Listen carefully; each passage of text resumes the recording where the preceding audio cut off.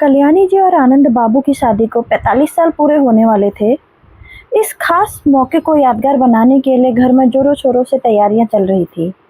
बेटा सुमित और बहू अंजलि एक शानदार पार्टी का आयोजन कर रहे थे, जिसमें शहर के कई नामी लोग और रिश्तेदार शामिल होने वाले थे। 65 वर्ष की कल्याणी जी के मन में एक लंबे समय से यह हसरत दबी थी कि अपनी एनिवर्सरी के मौके पर वह एक गहरे फिरोजी रंग की बनारसी सिल्क साड़ी पहने, जिस पर हल्का सुनहरा काम हो।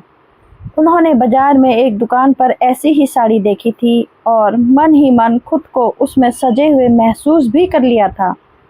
लेकिन जब उन्होंने अपनी यह इच्छा अंजलि और सुमित के सामने रखी, तो घर का माहौल थोड़ा अजीब हो गया। अंजलि ने तुरंत अपनी सास को टोकते हुए कहा, मम्मी जी, आप भी क्या बात कर रही हैं? 65 की उम्र में इतने चटक और गहरे रंग आप पर बिल्कुल अच्छे नहीं लगेंगे। लोग क्या कहेंगे कि दादी की उम्र में आप बहुओं वाले कपड़े पहन रही हैं। मैंने आपके लिए एक बहुत ही प्यारी सी क्रीम और हल्के भूरे रंग की कॉटन सिल्क साड़ी मंगवाई है। आप उसमें बहुत ग्रेसफुल और सोबर लगेंगे। आखिर उम्र का भी तो एक तकाजा होता है। सुमित ने भी अपनी ही पत्नी की बातों में हामी भरते हुए कहा कि माँ को सादगी में ही रहना चाहिए। इन बातों ने कल्याणी जी के उत्साह पर जैसे बर्फ का पानी डाल दिया। उन्होंने चुपचाप सिर हिला दिया और अपनी इच्छाओं की पोटली को एक बार फिर मन में किसी अंधेरे कोने में छिपा दिया। वह सोचने लगी कि शायद बच्चे सही कह रहे हैं। एक उम्र के बाद औरत की अपनी इच्छाओं का गला घोंटकर सिर्फ परिवार की मर्यादा और लोग क्या कहेंगे के सांचे में ढल जाना चाहिए। आनंद बाबू अपने व्यापार और पार्टी के इंतजाम में इतने व्यस्त थे कि वह पत्नी के मन में चल रहे इस मूक द्वंद्व को समझ ही नहीं पाए। कल्याणी जी ने खुद को समझा लिया कि अब सजना संवरना उनके लिए नहीं बना है। लेकिन कहानी में असली मोड़ तो तब आया जब पार्टी में 2 दिन पहले आनंद बाबू की चचेरी बहन सुनंदा बुआ का आगमन हुआ। सुनंदा एक रिटायर्ड आर्मी नर्स थी और अपने जीवन को पूरी बेबाकी और जिंदा दिली से जीने के लिए जानी जाती थी। 60 के पार होने के बावजूद उनकी आंखों में गजब की चमक थी। वह गाड़ी से उतरी और उन्होंने एक बेहद खूबसूरत पीले रंग की लिनन साड़ी पहनी हुई थी। आंखों पर स्टाइलिश धूप का चश्मा था और उनके छोटे कटे हुए बाल उनकी शख्सियत को एक अलग ही आत्मविश्वास दे रहे थे। घर में आते ही सुनंदा ने अपनी हंसी और ऊर्जा से सबको तरोताजा कर दिया। जब उन्होंने कल्याणी जी के कमरे में पार्टी के लिए रखी हुआ फीकी क्रीम रंग की साड़ी देखी तो उनकी भ्रुकुटी तन गई। उन्होंने कल्याणी जी से पूछा, भाभी, क्या तुम किसी शोक सभा में जा रही हो?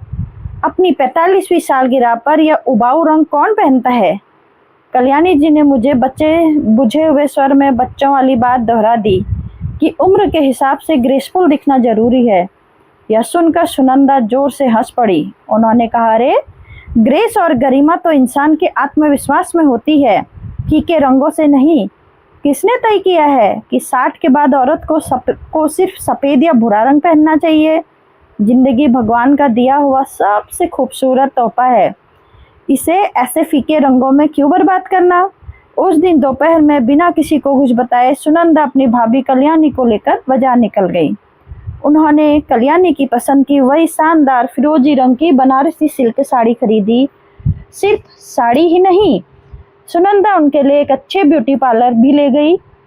वहाँ कल्याणी का फेशियल हुआ, बालों को एक नया और सलीकेदार कट दिया और हल्के लेकिन बेहद आकर्षक मेकअप से उनका रूप निखारा गया। जब कल्याणी जी ने आईने में खुद को देखा तो उनकी आंखों में खुशी के आंसू छलक उठे। आईने में 65 साल की एक बूढ़ी औरत नहीं, बल्कि जीवन से प्यार करने वाली एक खूबसूरत और जीवंत महिला खड़ी थी। सालगिरह की शाम, पार्टी अपने शबाब पर थी। हॉल मेहमानों से खचाखच भरा था। सुमित और अंजलि मेहमानों का स्वागत कर रहे थे। तभी स्टेज से अनाउंसर ने आनंद बाबू और कल्याणी जी को मंच पे आने का निमंत्रण दिया। हॉल की सीढ़ियों से जब कल्याणी जी नीचे उतरी तो हर किसी की निगाहें उन पर टिक गई। फिरोजी रंग की रेशमी साड़ी, कानों में झिलमिलाते झुमके, माथे पर छोटी सी बिंदी और चेहरे पर गजब का आत्मविश्वास। कल्याणी जी, किसी भी रानी से उस दिन कम नहीं लग रही थी। अंजलि और सुमित उन्हें इस अवतार में देखकर पहले तो हक्के बक्के रह गए, लेकिन फिर मेहमानों को अपनी माँ की तारीफ करते देखकर उन्हें अपनी संकीर्ण सोच पर शर्मिंदगी महसूस हुई। सबसे ज्यादा हैरान तो आनंद बाबू थे। वह मंच पर अपनी पत्नी को अपलक निहारते रह गए। उन्होंने आगे बढ़कर कल्याणी जी का हाथ थामा और माइक पर मुस्कुराते हुए कहा, आज मुझे ऐसा लग रहा है जैसे मैं 45 साल पहले वाली अपनी उसी नई नवेली दुल्हन से दोबारा मिल रहा हूँ। उस रात पार्टी में एक पुराना रोमांटिक गाना बजा और आनंद बाबू ने झुककर कल्याणी जी को डांस के लिए आमंत्रित किया। कल्याणी जी ने बिना किसी झिझक के उनका हाथ थाम लिया और दोनों ने मिलकर ऐसा शानदार डांस किया कि पूरा हॉल तालियों की गड़गड़ाहट से गूंज उठा। दूर खड़ी सुनंदा मुस्कुरा रही थी।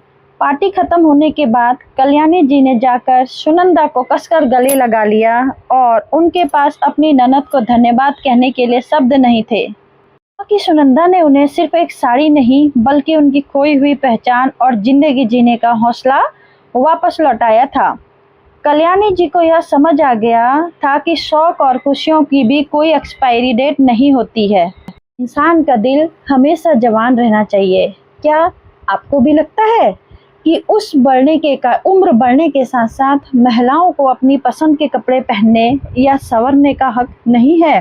क्या कल्याणी ने अपने दिल की बात सुनकर सही किया?